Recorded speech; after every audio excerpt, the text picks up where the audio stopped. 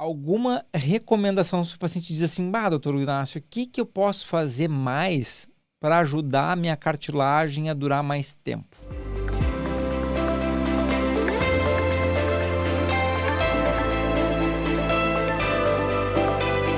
Uma pergunta genérica que os pacientes te fazem, eu tenho certeza. Excelente pergunta, excelente, porque eu abordo muito esse tema com os pacientes também, naquele sentido de, entra um pouco do começo que a gente falou, de estratificar o grau de lesão, nessa hora é muito importante isso. Eu deixo bem claro para o paciente, tudo isso que a gente está falando aqui é para tentar evitar chegar num quadro de artrose, ponto. E esse é o desejo do paciente também. Então é bom que todos os pacientes entendam que a artrose é uma doença multifatorial. O que quer dizer isso? Várias coisas fazem um quadril, um joelho, uma junta chegar ao quadro de artrose. Dentre elas, um problema mecânico, como o impacto femoroacetabular, ou uma lesão condral traumática, uma lesão de cartilagem traumática, mas também e principalmente hábitos de vida. Então entra aí também uma tendência genética familiar e hábitos de vida, porque os pacientes muitas vezes ficam desesperados porque eles leram em algum lugar, se eu tenho impacto e tive lesão condral, então eu sou um grande candidato a ter artrose.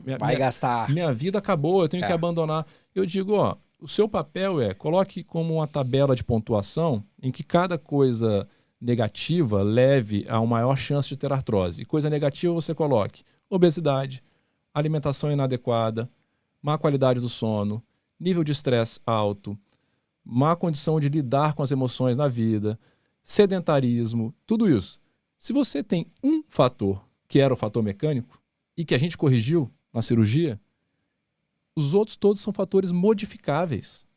A única coisa que a gente não pode ainda modificar em termos é a genética, mesmo assim, pelo que a gente chama de epigenética, você pode. O que quer dizer isso para ficar claro para vocês?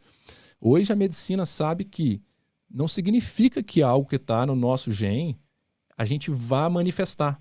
Os hábitos de vida escolhem quais genes serão ligados ou desligados.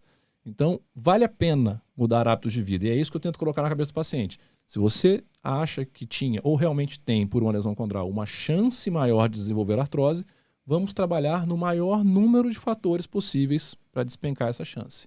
Coma bem, durma bem, se exercite, controle o estresse e o fator mecânico já foi corrigido com a cirurgia. Vamos melhorar a biologia com os riscos biológicos e levar uma vida saudável. Perfeito.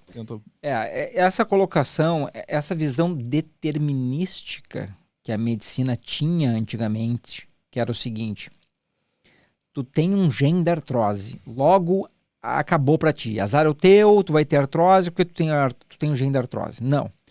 O Inácio falou muito bem. Hoje em dia a medicina começa a conhecer e entender mais uma coisa que se chama epigenética, que é através do meio de hábitos de vida, de alimentação, de coisas que a pessoa faça, ela tem a capacidade de ligar e desligar alguns genes, bem como o Inácio falou.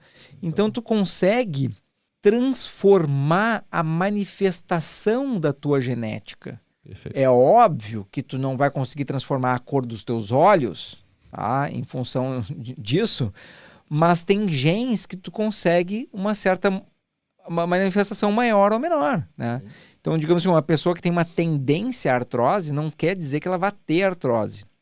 Ela pode ter justamente essas modificações de hábitos de vida, só que muitas pessoas querem uma pílula mágica, né, Inácio? Exatamente. Pílula mágica, soluções de curto tempo, né, muito rápidas, elas têm dificuldade de enxergar o potencial que essas mudanças realmente têm. E assim, eu acho que talvez seja a ciência, a medicina está voltando um pouco assim. Eu digo que o grande avanço hoje, para mim, pelo menos, não são grandes tecnologias. Nos últimos anos é a comprovação de que coisas que se falavam a vida inteira, que nossas avós falavam para a gente de hábitos, hoje estão solidamente embasadas pela medicina.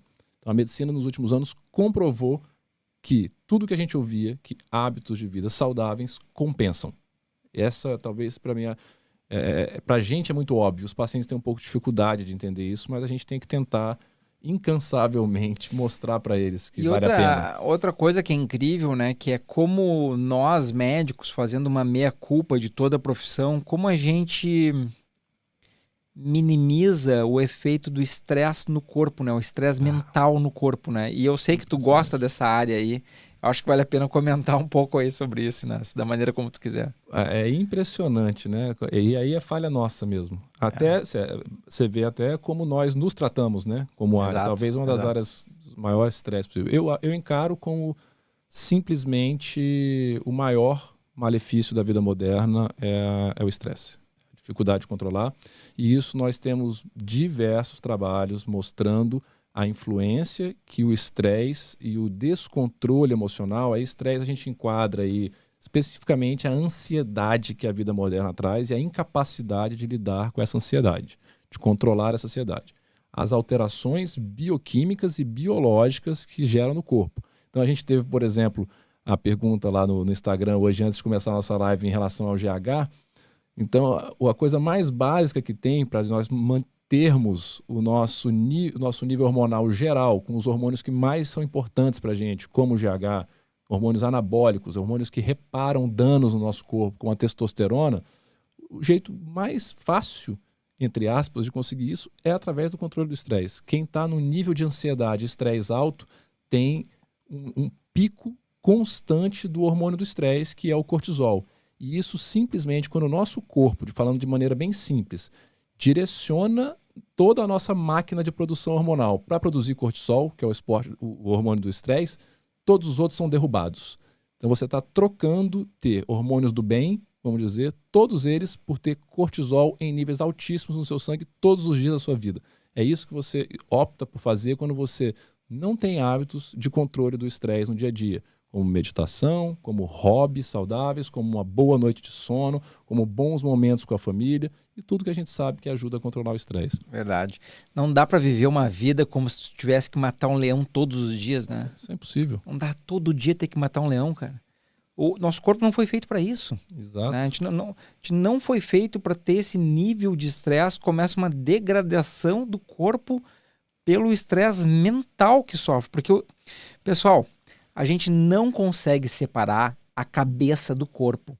Então, assim, ó, a nossa cabeça está fisicamente ligada no corpo e o nosso estresse mental e as atitudes mentais têm um reflexo diretamente no nosso corpo.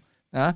Quantas vezes a gente vê atletas de alto nível comentando que depois de um certo nível de treinamento, quem define o vencedor é a capacidade mental de cada um. É o nível psíquico que vai dominar, né? Então, isso é uma manifestação da importância da parte mental, que aí vocês podem melhorar através de todos esses exemplos que o Inácio deu aí. Uma boa noite de sono, técnicas de meditação, espiritualidade, oração, né? Oração, religiosidade, tem várias maneiras de melhorar essa parte do estresse. Isso vai refletir de uma maneira positiva. Obviamente que aqui a gente não está dizendo que isso vai resolver completamente a artrose, mas a gente estava falando de vários fatores que a gente pode unir numa mesma direção para atingir um objetivo comum. Exatamente. Que também não é só a pessoa melhorar da artrose do quadril, ela melhorar também, evitar que tenha artrose do outro lado, que tem uma chance grande de ser impacto femorotabular bilateral, evitar artrose no joelho, no corpo. Pô, daqui a pouco a pessoa tem... Cara, eu tenho um paciente que eu admiro bastante. Não vou falar o nome dele, mas eu convidei para ele participar aqui de uma live já, tá? Legal. Cara, ele mudou a vida assim, ó, em 180 graus. Tá? Ele tinha um impacto femorotabular grande, tinha um cisto grande de um dos lados. Eu sempre mostro o caso dele nos congressos. O outro lado era um cisto menor. Aquele quadril, tu mostra para especialista em quadril, a maioria ia dizer que era inoperável. Tá? A gente fez a cirurgia. Ele teve uma recuperação sensacional, mas ele mudou completamente a vida dele. Ele medita, ele mudou a alimentação, ele mudou de profissão, cara. Olha. Ele mudou de profissão, tá? Em função de que ele disse, olha, isso aí está me destruindo. O nível de estresse da profissão que ele estava tendo estava destruindo ele por dentro e ele estava sentindo... Porque era uma pessoa com uma grande consciência corporal, né? Era uma pessoa que também praticava muito jiu-jitsu, uma arte marcial. Então as pessoas que fazem assim artes marciais, às vezes dança, que exige um controle e um conhecimento corporal profundo, elas se dão conta disso aí, né? De como está sendo destruído. E ele, poxa, isso faz anos que eu fiz a cirurgia dele, se tornou um grande amigo, e assim, ó, o quadril tá zerado. É até o seguinte, ó, ele me deve uma ressonância do quadril para eu continuar mostrando nos congressos, e ele sabe que eu tô falando dele, tu me deve uma ressonância do quadril aí para eu poder mostrar o efeito daquele teu cisto, que ele já desapareceu na última ressonância, que foi 6 meses, ele desapareceu o cisto, uma diminuição do cisto de 30%. Como já faz vários anos, eu acredito que esse cisto possa ter reduzido mais ainda. Talvez tenha ficado só com uns 10% de cisto. Ou desaparecido. Ou desaparecido completamente. Tem alguns casos aí que eu já mostrei dele desaparecer por completo. Sensacional. Né? Isso é o que eu chamo de investir todos os esforços todas na as melhora. Fichas. Ele botou todas as fichas. Ele botou tudo. Cara, eu assim, ó, quer melhor investimento do que investir em ti mesmo, no teu corpo, cara? Pessoal, a gente só tem um corpo, tá?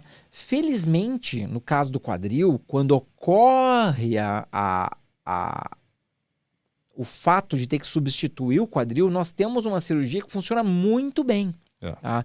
Mas não é por isso que a gente quer ficar trocando o quadril das pessoas. Tá? A gente tem uma dedicação especial pela cirurgia preservadora, a gente tem uma paixão especial pela cirurgia preservadora, porque ela chegou para impedir que pacientes muito jovens tenham a necessidade de trocar o quadril.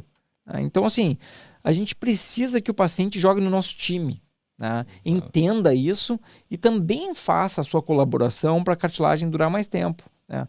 Obviamente que a gente sabe que exige um esforço pessoal de cada um para isso, mas é o melhor investimento que vocês vão fazer, que é investir no próprio corpo de vocês. É o melhor, é o mais barato, é depois que você investe o mais prazeroso. Então, os pacientes que encampam essa luta, eles voltam para a gente extremamente agradecidos e satisfeitos, como realmente eles estão mais felizes, falam, doutor, como mudou a minha vida.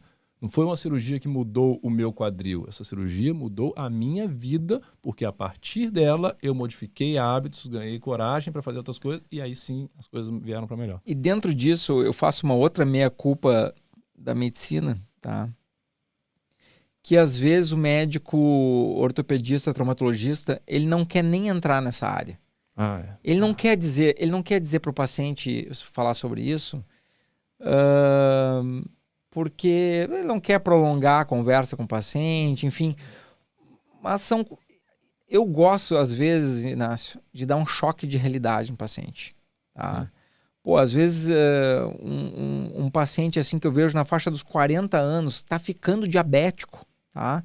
E o tá ficando, que eu digo, é só o exame não se modificou ainda, mas tu olha para ele e já tá diabético. Né? Tu faz o exame de insulina, tá lá com insulina de 22. Tu vê lá o HDL lá no chão, o triglicerídeos lá em cima, ele já tá demonstrando sinais de resistência à insulina, que é uma das piores coisas para cartilagem. Exato. Né?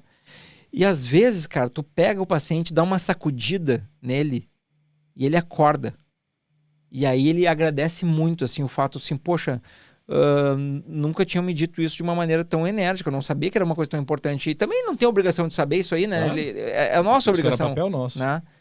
Então, às vezes a gente tem que ser, digamos assim, firme suficiente para demonstrar para o paciente que essas modificações têm uma importância grande, né? E bem como tu falou, em geral são pacientes que ficam muito agradecidos com esse choque de realidade, assim.